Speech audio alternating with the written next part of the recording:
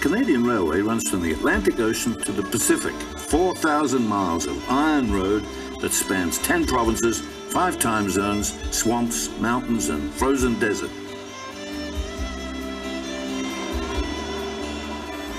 It's a trip I've always wanted to make, and then I heard it was closing down for good.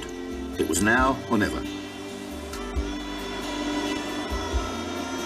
The railway had built this country and tied it together from sea to frigid sea.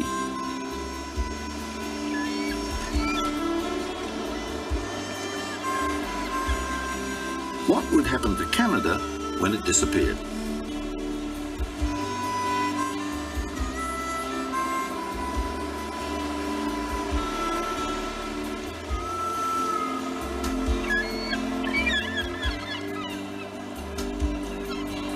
I began my journey in the Atlantic fishing town of Sydney, Nova Scotia. I've always been rather intrigued by this Sydney because I come from the other Sydney, halfway around the world. Where are you from? Sydney. You're from Sydney the first time you're in Canada? Correct. The real Sydney. Oh, Sydney, Australia. You got it. Half our mail. Oh, you're down under. Exactly. You're down there, boy. You want a card? Okay.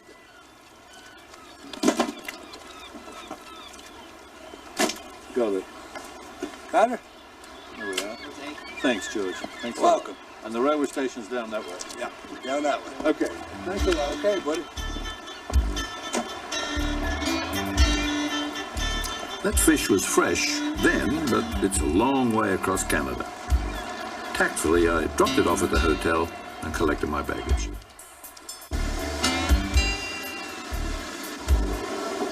Ladies and gentlemen, Via Rail Canada's rail liner for North Sydney, Sydney Mines, Port Hawkesbury, New Not many Glasgow, tourists take this train.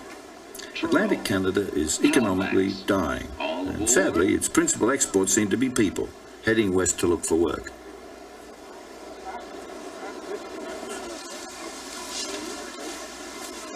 Okay, guys. You're going to Vancouver? Vancouver, all the way, sir, yep. Good board, up to the left, smoking, not smoking, back up in the walls. And even sadder are some of the people who stay behind. All aboard!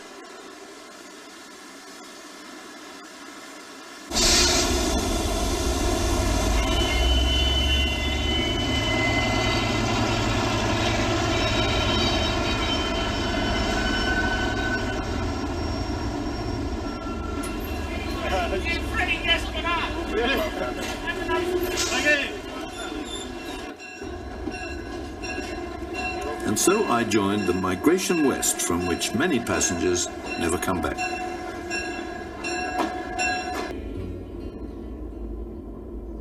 Oh, Murray's my name. Murray. My name is Bernice. Oh, hello, Bernice. Hi. Hello. How are you? Fine. How are you? And where do you come from? I come from Newfoundland. Oh. Corner of Trains are great for meeting people. I soon met Bernice from Newfoundland, a Canadian island province they call the Rock. I was her first Australian. In fact, Bernice had only left her island home for the first time a few years ago.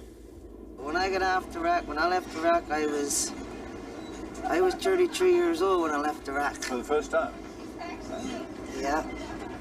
I used to think about it when I was small. What was the outside world like? What was the other places like, right?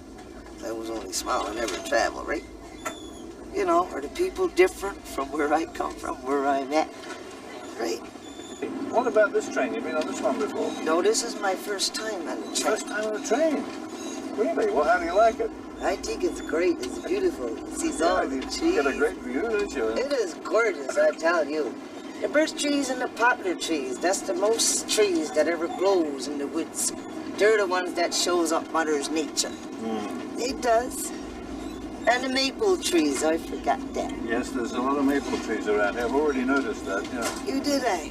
So now, Now, this is all new to me, you see. I haven't seen a maple tree before. you never I mean, except from on the flag, there's a maple leaf, but never you seen never a maple seen a maple tree. tree. Wasn't sure what they looked like. You don't know what you're missing, Mother. This train was only a small branch line, an 8-hour run that connected up with the main Trans-Canada line. It collected people in villages along the way, taking them to Halifax, Montreal, Toronto, the big world around the bend. 010.8 Sydney subdivision. No alarm. You ready?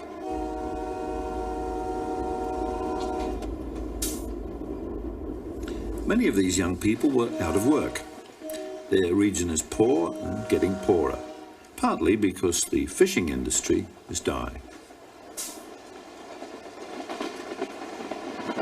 Codfish jigging, that's what they're doing. That's what's nice, Mother, codfish jigging. I used to do that. Yeah, it's so nice when you get some on a jigger. When you hook some, I used to get them like that. My friend took me out one time in the boat.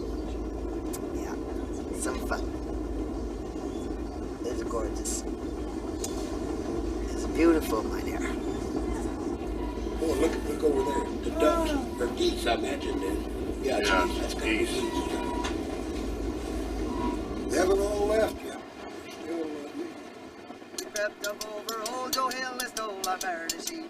I like to tell you a story, and although I'll make you laugh, we couldn't take any chances, so we had to steal a cow. The old cow got angry and we woke her from her sleep. We couldn't take any chances and we went and stole the sheep. Going to school. 1, 2, 3, everybody. I divide to build a boat, and I divide to sailor. I divide to get the fish, so bringing them out to lighter. I don't want your maggoty fish, they're no good for winter. I can get better than that down upon the mister. Down the pier, down there. Where you are, Purdy? They sounded cheerful. I thought they were happy to be going back to work in Toronto, Canada's biggest city. But I was wrong.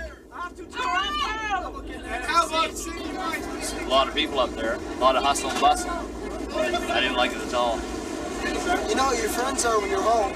Like, in the community at home, there's, you can go 20 miles easy around the whole place, and everybody's your friend.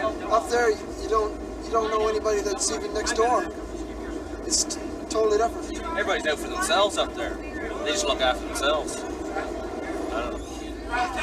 People that goes away from Newfoundland, I don't think they should have to go away. No, I think that's a crime. There's no jobs. They gotta go away. They gotta bar up their homes, and they gotta go up there to make a living. Enough to get their unemployment, and they comes back and that's it, and then they gotta go back again. I figure years to come, nobody is gonna be in here. It's gonna be a ghost town. I grieve to leave my native land. I grieve to leave my comrades all. This train doesn't run anymore. Soon after my trip, it closed. And the bonny, bonny land that I do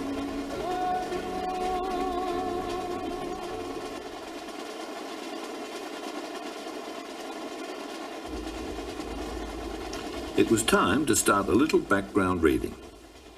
Coming up was my first stop and my first Canadian city, the famous old naval port of Halifax. The train from Sydney is now arriving on track 1. The train from Providence to Sydney leaves at 300 miles covered, only 3,500 to go. Bernice had got off one stop earlier, but I'd made another new friend. His name was Tom Gallant, a one-time singer who's now a full-time sailor. He invited me aboard once I'd looked around Halifax.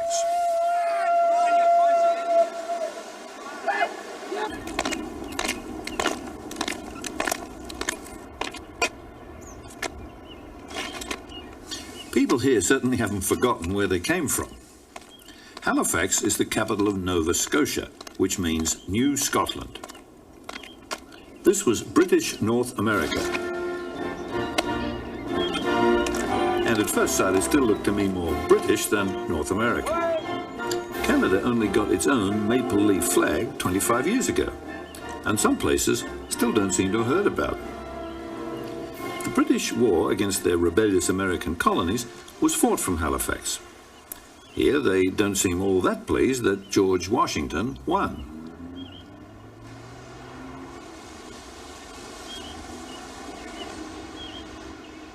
I could see a Canadian identity was emerging here, but slowly, almost reluctantly. Perhaps it's because Nova Scotians were comfortable with the British Empire. In fact, geography's put them a lot closer to Britain than they are to the far-off provinces of Western Canada. Life in Halifax isn't all fish and chips. I'd stumbled on the autumn Mardi Gras, a citywide bash that takes over the whole of downtown.